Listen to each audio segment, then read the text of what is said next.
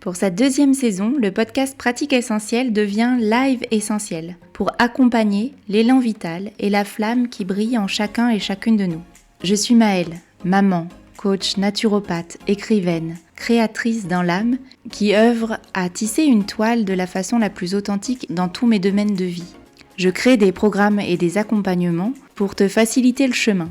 Je suis aussi leader avec doTERRA, mon partenaire de travail de cœur en aromathérapie, avec lequel j'œuvre à changer le monde à partir d'un espace terrien et dans lequel je co-crée l'abondance avec mes partenaires de travail.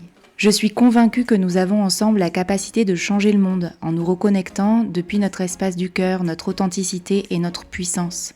C'est le chemin que je te propose de te partager ici, en te transmettant mes outils, mes expériences et autres intuitions ou inspirations au service de ton évolution et de ta réalisation.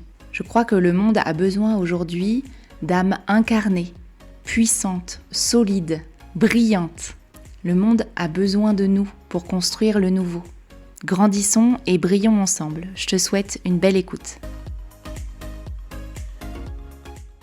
Je suis ravie de te retrouver pour un nouvel épisode du podcast Live Essentiel et aujourd'hui, nous allons cheminer ensemble de la croyance positive à la confiance.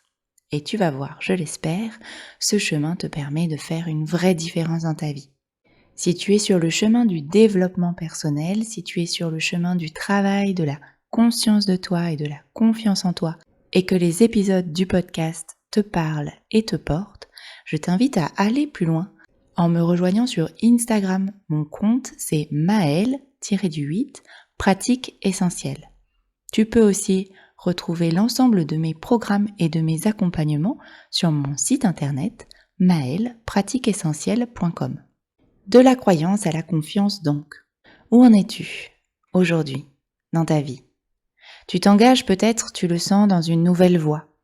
Que ce soit une transition à l'intérieur de toi, tu as peut-être amorcé une thérapie ou tu te nourris de ressources de développement personnel, tu as une coach. Ou alors que ce soit une transition vers un nouveau chapitre de ta vie professionnelle. Peut-être que tu es en train de regarder comment est-ce que tu pourrais développer ta propre activité. Peut-être que tu as déjà les 2 pieds dedans, mais que tu ressens le besoin de t'aligner plus fort.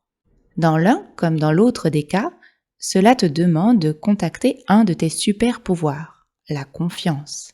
La confiance en toi ou la confiance dans ton chemin, ta nouvelle boîte, tes outils de développement personnel, la création de ton entreprise, ton nouveau partenariat, etc., etc. C'est là qu'entre en jeu une nuance qui va potentiellement faire toute la différence pour toi. La différence entre croire que ce nouveau chemin ou ce nouvel outil est le bon, ou au moins pour un temps en tout cas, et avoir pleinement confiance. La croyance, y compris la croyance positive, elle appartient à ton mental. La confiance, quant à elle, c'est l'association entre ton mental et ton cœur. Ce qui fait la différence entre les personnes pour qui ça fonctionne et les personnes pour qui ça fonctionne moins bien, c'est que beaucoup de personnes s'arrêtent à la croyance et finissent parfois d'ailleurs par perdre cette croyance positive. L'intention de ce court épisode, c'est de te permettre de passer de la croyance à la confiance. Autrement dit, de passer de la pensée de ta meilleure vie à l'activation réelle de celle-ci. À partir de ce double regard, croyance, donc le mental, et confiance, donc le mental plus le cœur, tu comprends déjà que la croyance positive, c'est en fait la moitié du chemin vers la confiance.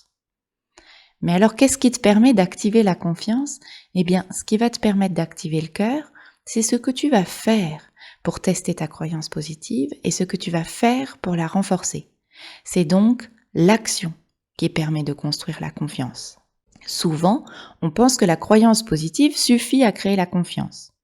C'est en fait même un peu une dérive du développement personnel, de toutes les théories de la loi d'attraction, du fait de se nourrir parfois beaucoup, mais finalement sans jamais rien activer. Du coup, souvent, rien ne change autant que l'on voudrait, et on se retrouve à blâmer l'outil, à blâmer son choix initial, à reprocher au chemin qu'il n'est pas le bon, alors qu'en fait, on ne s'en est pas saisi en entier. Et donc, à partir de ce constat, Il est facile de transformer cela et de donner une vraie chance à ces outils ou de se donner une vraie chance à soi-même en se posant la question suivante. Comment puis-je me faire confiance ? Qu'est-ce que j'ai fait ou qu'est-ce que je peux faire pour faire confiance ? Finalement, la confiance, pour moi, ça se rapproche beaucoup de la foi. Et la foi, celle qui vient du cœur et qui active ta confiance, elle ne viendra que par les actions que tu choisis de faire. C'est à force d'actions répétées et d'apprentissage à partir de celles-ci que tu nourris la confiance et que tu finis par incarner pleinement ton nouveau niveau de jeu de vie. Et je vais te donner un exemple pour illustrer mon propos, un exemple plutôt dans la dimension professionnelle. Dans la dimension professionnelle, si tu es en train de créer ton activité, tu te retrouves certainement dans un endroit où tu as l'impression que tu dois convaincre quelqu'un d'autre ou quelques autres que l'outil que tu as proposé est un véritable outil formidable de transformation. Donc là, je sais que je m'adresse plutôt à toutes les thérapeutes, coachs, en gros ma communauté de cœur, toutes les personnes qui œuvrent pour aider et accompagner les autres dans le développement de leur meilleure vie. Mais en vrai, ça marche aussi tout à fait dans la vraie vie de tous les jours, même si tu n'as pas de projet professionnel. Tu peux avoir envie ou besoin de convaincre ton compagnon ou ta compagne pendant une discussion de couple sur l'éducation des enfants. Donc ce que je vais te transmettre, ça fonctionne absolument pour tous les domaines de vie. Tu te rends bien compte que ça ne marche pas quand tu cherches à convaincre à partir d'une explicitation d'une théorie que tu ne t'appliques pas à toi-même d'abord. Le moment finalement où tu parviens réellement à transmettre ton message, c'est ce moment où tu as concrètement mis des actions différentes en place et que les gens autour de toi constatent une différence. Le moment où tu parviens donc le mieux à transmettre ton message et donc à convaincre sans convaincre finalement, c'est donc bien le moment où tu as choisi de faire confiance en passant d'abord à l'action. Tu vis pleinement une nouvelle réalité, sans même plus chercher à convaincre qui que ce soit. Tu as lâché prise sur le fait même de devoir convaincre ou attendre les autres. Tu incarnes. Et c'est là seulement que la magie opère, parce que la confiance est là. Je vais te donner 2 exemples pour aller encore plus loin et te permettre de voir encore plus ce que je suis en train de t'évoquer là aujourd'hui, cette différence donc entre la croyance positive et la confiance. Le premier exemple, il m'appartient totalement. Par exemple, moi et mon outil de l'aromathérapie comme outil puissant de transformation personnelle. En 2018, quand j'ai découvert l'aromathérapie de doTERRA, j'ai eu la croyance positive ou l'intuition, tu mets le mot que tu veux, que je venais de découvrir un outil, l'aromathérapie de cette qualité-là, qui avait vraiment un potentiel d'accompagnement à la transformation incroyable. Au départ, je n'en avais que la théorie. Et c'est vrai que je suis tellement tombée en amour pour cette théorie que j'ai bien convaincu quelques personnes à me rejoindre et expérimenter avec moi parce que j'avais cet élan presque d'amour qui me tombait dessus. Mais ce qui fait la différence aujourd'hui, c'est mes 4 années d'expérimentation. Je me suis saisie de cet outil. Je vis chaque jour des rituels qui me transforment. Et aujourd'hui, cette partie-là, j'ai beaucoup moins besoin de l'expliquer, de la justifier ou de chercher à convaincre, tout simplement parce qu'elle se voit. Et elle se voit alors d'autant plus pour les personnes qui me connaissent depuis longtemps, mais la transformation est là. Et du coup, j'ai plus souvent aujourd'hui des personnes qui viennent me demander comment est-ce que je me suis transformée et quels sont les outils qui m'ont servi à cette transformation. Et je n'ai donc plus à chercher à convaincre, je suis du coup la preuve par l'expérience. Et je suis véritablement passée de la croyance positive à la confiance en mettant en place chaque jour mes rituels, en testant et en éprouvant différentes choses pour moi. L'autre exemple, il concerne l'une de mes mentors qui pratique l'EFT, l'Emotional Freedom Technique. Et ce qui est formidable de l'observer avec cet outil, c'est que de la même façon que j'ai pu le faire avec l'aromathérapie, elle incarne tellement l'outil, elle le pratique tellement qu'elle rayonne la confiance en cet outil et qu'elle nous donne forcément l'envie de nous y connecter et d'essayer aussi.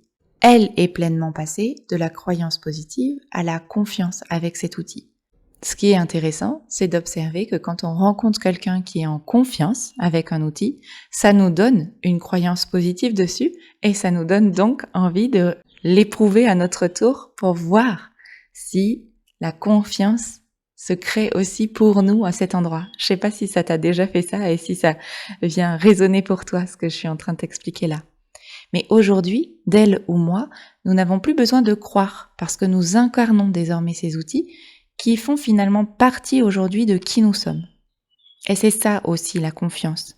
C'est s'autoriser la transformation en intégrant à sa vie des nouveaux outils, des nouvelles dimensions. Et finalement, je te raconte tout ça pour essayer de te montrer la différence entre mettre dans sa vie plein de croyances positives qu'on va essayer rapidement sans vraiment leur donner une chance et choisir d'aller construire une confiance avec quelque chose. Avec quelque chose ou avec quelqu'un. Note que quand je te disais que cela concerne tous les domaines de vie, tout ce que je suis en train de t'expliquer là sur des outils de développement personnel, en fait, ça marche aussi dans tes relations amicales, familiales, amoureuses. Donc, c'est vraiment hyper intéressant peut-être pour toi de regarder comment est-ce que tu peux transposer les exemples là que je t'ai donnés avec des outils de développement personnel sur l'ensemble de tes domaines de vie. Ce qui me donne l'envie de conclure cet épisode en te demandant ce en quoi tu as envie de nourrir ta confiance aujourd'hui. Et, à partir de là, de te proposer de choisir au moins une chose, un domaine de vie, pour lequel tu vas choisir de passer à l'action, au moins une fois par jour, à l'issue de cette écoute. Le début du processus sera sûrement fait de beaucoup d'essais et d'apprentissage, mais tu seras donc en train de faire germer l'activation de cette nouvelle part de toi, car tu seras en train de transformer une croyance en confiance. Et ça, c'est un levier absolument formidable pour construire sa meilleure vie.